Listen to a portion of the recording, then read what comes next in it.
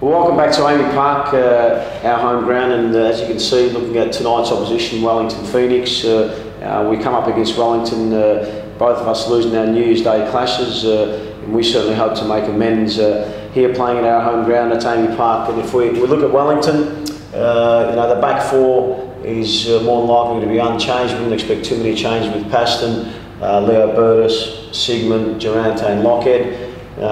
Just looking at that back four there, the one that does try and get forward more than most is Burtos down that right hand side. We've played against him there at fullback before, and we do realise that he does like to get forward, and being an ex-winger in his past life as a footballer, he does try and get forward.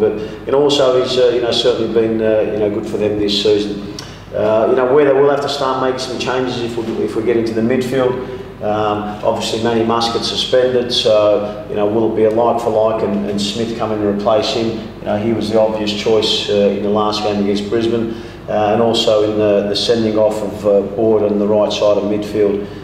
This is where they've got a few options up their sleeve. Does Brocky come out and play on the right hand side? He's done that previously. And then therethe's Heisagems come in and play as the number 9, if you like, and Sanchez stays in behind. Or otherwise they could play Tutori on the right hand side, and Brock can stay in there for Heisagems misses out. Only time will tell from that aspect, but in terms of their shape, I don't think too much is going to change. They certainly like to get the balls out wide into these areas, to deliver crosses in the central area here for whether it's Brocky or Heisagems, and the same on Fenton's side. He is young and enthusiastic and has shown a little bit of pace as well, since he burst onto the scene. And these are the areas they certainly want to get into and deliver balls into the box. Having said that, they've got a main threat in Jeremy Brocky, and that's I suppose the debate that they'll be holding. Whether they take him out to the right hand side and away from the action area, so to speak, or do they keep him in here and give Tutori a start?